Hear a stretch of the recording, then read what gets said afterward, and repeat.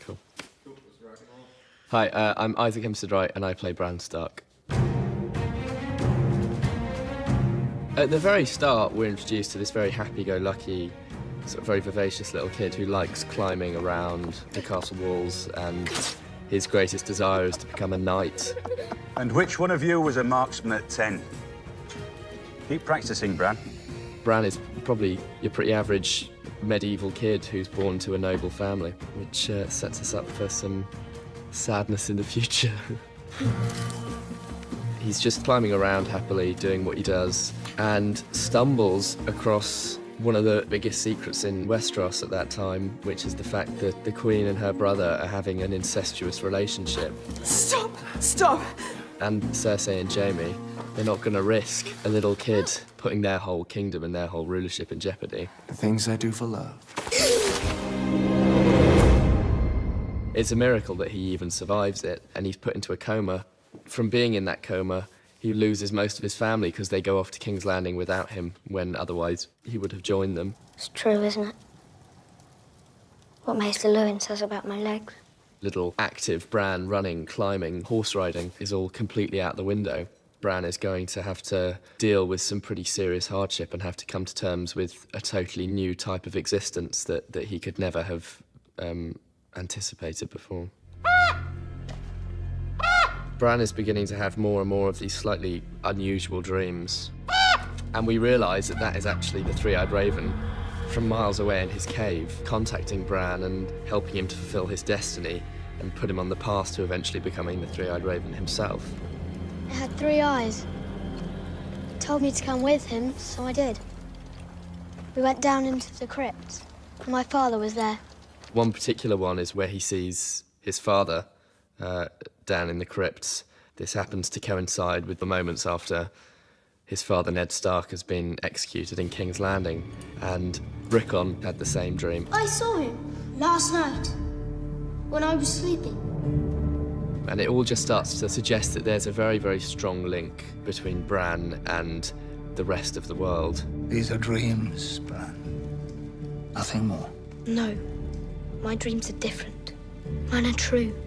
Bran is pretty much isolated at Winterfell with Rickon and no one else. His brother Robb has gone, his half-brother, or so we thought, Jon Snow is at the Wall, his mother's gone, his father is dead, his sisters are down in King's Landing, and everything is starting to sort of get a little bit chaotic. I've taken your castle. One of the more traumatic episodes is when we see Theon destroying the home that took him in. Theon executes the Roderick Cassel. Stop it! Bran, Rickon and Osha and Hodor cleverly hide down in the crypts where Theon doesn't think to look. Frustrated that he can't find the 2 Stark boys and hang up their bodies and put on another show of power and manliness, he executes 2 innocent farm boys and claims they're Bran and Rickon. Bran's now out on his own with a wildling woman, his brother, and a man who can only say one word. The thinking is to head to Castle Black, because that's where Jon is presumed to be. But all the while, Bran is having more and more intense visions from the Three-Eyed Raven. One of the other mystical, warging figures, Jojen Reed, who starts appearing in some of Bran's visions. You can't kill it, you know. Why not? Because the Raven is you.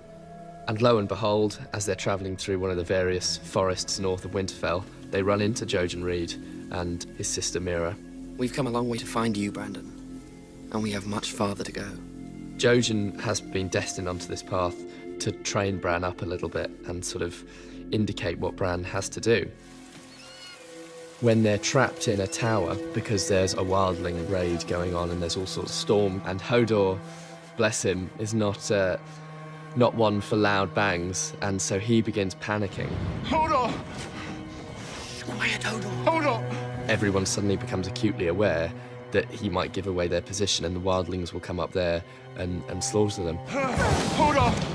And so in a moment of blind panic, Bran manages to warg into Hodor and calm him down.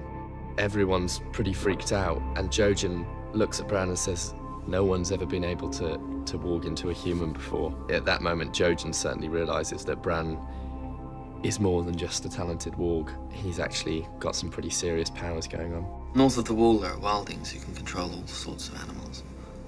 You got inside Hodor's mind. I can't do that north of the wall. No one can do that. Anywhere. Jojen convinces Bran that he has to travel north of the wall and find the three-eyed raven. Osha and Rickon will head off south. Meanwhile, Bran, Hodor, Jojen and his sister Mira will head north. They decide to pass through one of the abandoned castles. And who should jump out of the well in the middle of the night? Don't kill me! Samwell Tarly and Gilly. I'd be dead if it wasn't for Jon. Anything I can do to help you, I will. Take us north of the wall. And so they go north. Bran's visions are really starting to get stronger. He's starting to have glimpses of where he's supposed to be, and also other little flickers of bits of the past that he was never there for, and maybe even glimpses of the future. Look for me beneath the tree. North. And so, after some pretty arduous trekking, they finally make it to the cave of the Three-Eyed Raven. Just as we think they've been through enough this season, they're about to walk into the cave and skeletal arms start shooting up. No! These are the dead soldiers who have been put there specifically to stop another Three-Eyed Raven from ever being able to be trained. There's a huge chaotic battle, and Bran has to walk into Hodor again, and it's all looking pretty bleak. And then, luckily, one of the old children of the forest, Leaf, comes out and throws one of her fireballs and saves the day. But it's not without sacrifice. He is lost. Come with me or die with him. For Jojen, that is his destiny. He had to bring Bran to this cave, and that was his purpose. Come, he waits for you. Straight, fresh from that trauma, we finally meet the Three-Eyed Raven. And Bran is curious with this strange, mystical, mythical figure. I've been watching you. All of you. All of your lives.